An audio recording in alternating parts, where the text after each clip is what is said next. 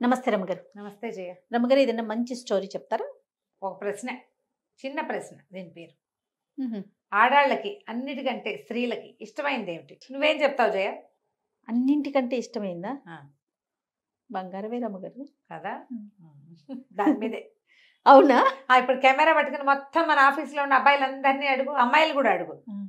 అన్నిటికంటే నీకేది ఇష్టం అని అడిగితే వాళ్ళకి తెలియదు వాళ్ళకి ఏమి ఇష్టమో. ఏదో చెప్తారు, ఇట్లా బంగారం, పువ్వులు, ఆకులు, కాయలు, కవిత్వం, సంగీతం, బోల్డని చెప్తారు. అసలు విషయం అది కాదు, ఇందులో ఉంది, చెప్తా. చెప్పండి. పూర్వం ఒక రాజుగారు రాణిగారు ఉండేవారు. ఓ రోజు తోటలో వ్యాహ్యాలకి వెళ్తున్నారు. ఇద్దరు కలిసి తిరుగుతున్నారు అటు ఇటు. చాలా బాగుంది తోట. ఆవిడ ఆ పువ్వు ఈ పువ్వులు కోసుకుంటుంది, ఎంజాయ్ చేస్తున్నారు. సరదాగా సాయంకాలాలు వాకింగ్కి వెళ్ళటాలు ఉంటాయి కదా. ఏమండి, స్త్రీలకు అత్యంత ప్రియమైనది ఏమిటో చెప్పండి అని అడిగింది. అడిగితే రాజుగారు అన్నారు, పువ్వులు అన్నాడు. ఏం కాదు అన్నది ఆవిడ.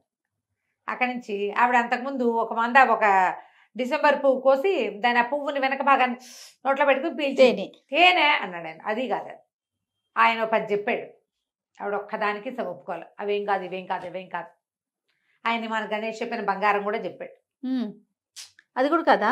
కాదండి ఆవిడ. సరే, అక్కడి నుంచి ఈయనకి డౌట్ వచ్చింది, ఇంత చిన్న ప్రశ్నకి సమాధానం చెప్పలేనా నేను అని చెప్పి ఈ ప్రశ్నకి సమాధానం తెచ్చాకే నీతో మాట్లాడతా అన్నాడు. ఆవిడ కూడా నాకు కావాల్సిందే దానికి ఆన్సర్ అని చెప్పి. అయిందా? అక్కడి నుంచి ఏమైంది, ఇప్పుడు ఆన్సర్ కావాలి. సభికులందరినీ అడిగారు, స్త్రీకి అత్యంత ప్రీతిపాత్రమైనది ఏమిటి? ఇలాగే గుంపులో తలా ఒకటి వచ్చింది. ఆవిడ అంది పైన కూర్చుని. కాదండి. ఈయన ఏం చేశాడు, రాజ్యంలో చాటింపేశాడు. రాణిగారు అడిగిన చిన్న ప్రశ్న, స్త్రీకి అత్యంత ప్రీతిపాత్రమైనది ఏమిటి? ఎవరు చెప్తే వాళ్ళకి బహుమానం. జనం అంతా తండోపతండాలుగా వచ్చారు సమాధానాలు చెప్పడానికి. అంతమందిని చూశాక రాణిగారికి నచ్చిన సమాధానం చెప్పకపోతే కొరడా దెబ్బలు తగులుతాయి అన్నారు. గుంపంతా పోయారు మొత్తం. అంతేగా, వచ్చిన వాళ్ళంతా వెళ్ళిపోయారు. దెబ్బలు తినడానికి ఎవరు రెడీ అవుతారు? రాజుకు నచ్చల. ఇదేంటి ఇంత చిన్న ప్రశ్నకి ఆన్సర్ దొరకదా నా దేశంలో నాకు? ఇలా కాదు, సభికులందరినీ అడిగాం, ఊళ్ళో వాళ్ళేమో దెబ్బలకు భయపడుతున్నారు. ఇట్లా కాదని రాజుగారు రోజు ఒక పావురాన్ని విడిచిపెడతాడు. ఆ పావురం ఏ ఇంటి మీద వాళ్తే ఆ ఇంటి వాడు సమాధానం చెప్పాల్సిందే, లేకపోతే వాడి కొరడా దెబ్బలు తప్పవు. దీనికోసం ఇప్పుడు ఈ అడ్వర్టైజ్మెంట్కి ఎంత పని ఇవి. మరి తాను చెప్పలేకపోయాడు, సామాన్య ప్రజలు ఎలా చెప్తారు? చెప్పాలి. మళ్ళీ కొరడా దెబ్బలు ఈ ఏర్పాటంతా అయింది. ఇప్పుడు రోజు పొద్దున్నే వాకిట్లో మేడ మీద నిలబడి పావురాయి మొదలుపెట్టడం. ఆ పావురాయి అయిపోయి ఆ ఇంటి మీద ఈ ఇంటి మీద వాళ్తాం, వాళ్ళు మెమ్మే బెబ్బే అంటాం, వాళ్ళకి కొరడా దెబ్బలు, గందరగోళం, అన్యాయం. రోజులు గడిచినాయి. ఒకరోజు ఒక పేద రైతింటి పూరి గుడిసె మీద, రైతుకు తల గుడిసె మీద వాలింది. గుడిసె మీద వాలేసరికి ఆయన చూసుకున్నాడు, పావురాయి వాలింది. ప్రజలంతా వెయిట్ చేస్తారు ఎవరింటి మీద వాలుతుందో అని. మన ఇంటి మీద వాళ్తుందేమని మనకి భయము. అవునవును. మన ఇంటి వాళ్ళదంటే అమ్మాయి అనుకుని ఎవరింటి మీద వాలిందో అక్కడికి పోతారు గుంపద్దా.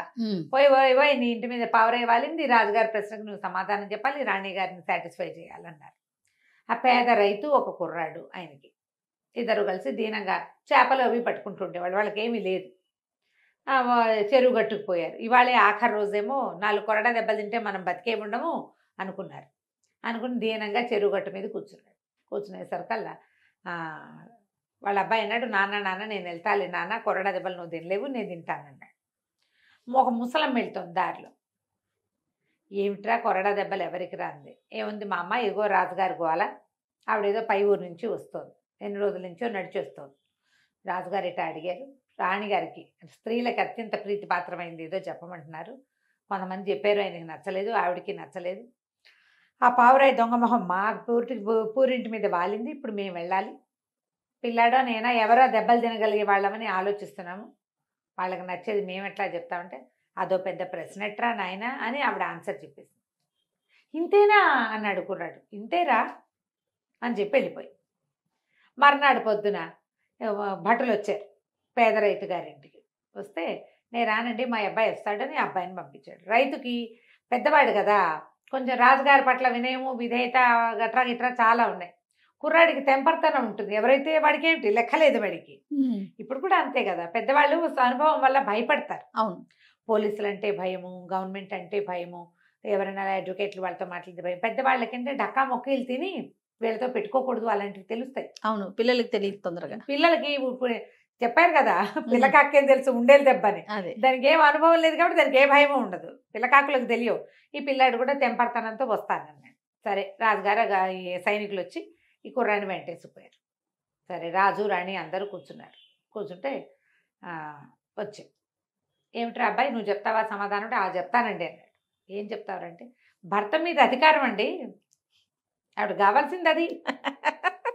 ఆయన ఏమిటి ఇంతేనా అన్నాడు. అంతేనండి, కావాలంటే అడగండి. రాణిగారు అడిగిన ఒక చిన్న ప్రశ్నకి మీరు ఎంత గందరగోళం చేశారు. పోనీలేండి అంతే ఆవిడ అనలా. ఆవిడ కథ నడిపించుకుంటూనే ఉంది. అడగండి అంటే ఆవిడ తలకాయ చెప్పింది. మొగుడు మీద అధికారం ఉంటే చాలు, బంగారం గింగారం అని నోబార్ అవన్నీ వస్తాయి ఆటోమేటిక్గా. వేళ బంగారం మీద ఆశ పెట్టుకుంటే ఆయన తిడుతున్నాడు అనుకో, బంగారం కొనిపెట్టి దీనికి బంగారం పిచ్చి అంటాడు. అలాగే అది పిచ్చి అనకూడదు, పిచ్చి అనకూడదు. ఆవిడ ఏదంటే అది మేడమే కరెక్ట్ అనాలి. మేడం ఏదంటే అది బాగుంది. ఇప్పుడు అవునా కదా చెప్పు.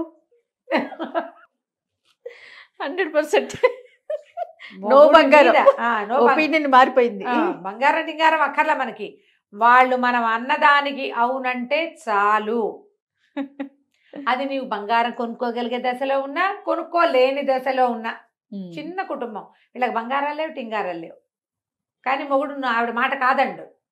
బంగారం అక్కర్లా, మాట వినే మొగుడు అంతే చాలు. మగవాళ్ళకి సాటిస్ఫాక్షన్లు ఉండవు వాళ్ళ జీవితంలో. పెళ్ళ మాట విన్నా వాళ్ళకి బోర్ కొడుతుంది కొన్నాళ్ళకి, ఆడాళ్ళకి బోర్ కొట్టదు. మాట వినే మొగుళ్ళు ఎప్పుడు బోర్ కొట్టరు.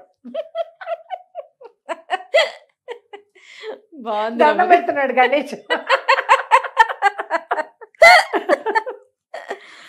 అమ్మ ప్రతి వాళ్ళు ప్రశ్నించుకోండి, ప్రతి మగవాళ్ళు మా ఆవిడకి ఏం కావాలి లేదా నాకేం కావాలి ఆడవాళ్ళు అనుకోవాలి. నాకేం కావాలంటే మా ఆయన నా మాట వినడం కావాలి. జనరల్ గా అసలు నేను చేసే ఏ కంటెంట్ జేపీ చూడరండి, కానీ ఈ వీడియో నేను చూపించాను నీకే స్పెషల్ ఇది అని చెప్పేసి. సో నేను కూడా డాక్టర్ గారు అసలు ఇప్పటిదాకా ఆయన యూట్యూబే లేదు ఆయన ఫోన్ లో. ఈ ఒకటి నేను చూపించండి రాబు గారు. డెఫినెట్ గా అందరూ ఆడవాళ్ళందరూ మీ భర్తలకి చూపించండి, మీ ఫ్రెండ్స్ కి పంపించండి, దీన్ని ప్రచారం చేయండి. ఉద్యమం లాగా తీసుకెళ్దామా? బాగుంది. స్త్రీలకు కావాల్సింది ఏంటంటే మాట చెల్లుబడి, నీ ఇష్టం అనాలి, అంతే చాలు. అదొకటి చాలు. ఇంకేం ఇచ్చినా ఇవ్వపని ఏం పర్వాలేదు, వాళ్ళు ఏం ఇవ్వక్కర్లా, నీ ఇష్టం అంటే చాలు. అన్నీ వచ్చినట్టే. ఈ మాట చెప్పాక రాజుగారు ఇంత గోల్ చేసింది ఎందుకు? ఆవిడ మాట కోసం. ఇప్పుడు ఇలా కావాలి ఆవిడకి, ఆవిడ ఏదంటే అది జరిపేసేదే కావాలి, అంతేనండి. సరే ఆయన మెచ్చుకుని ఈ కుర్రాడికి 4 ఎకరాల పొలం ఇచ్చి, పేద రైతుగా ఉండదురా కొంచెం గట్టి రైతుగా ఉన్నాయినా, నా కళ్ళు తెరిపించావు నువ్వు, ఇంకోసారి ఇలాంటి పని చేయకూడదు, మళ్ళాగానే ఉంటుంది రాజ్యం అంతా అని 4 కొరుక్కున్నాడు రాజుగారు. కథ కంచుకి మనం ఇంటికి. చాలా బాగుంది రమ్మగారు, సూపర్. నమస్తే అండి. నమస్తే.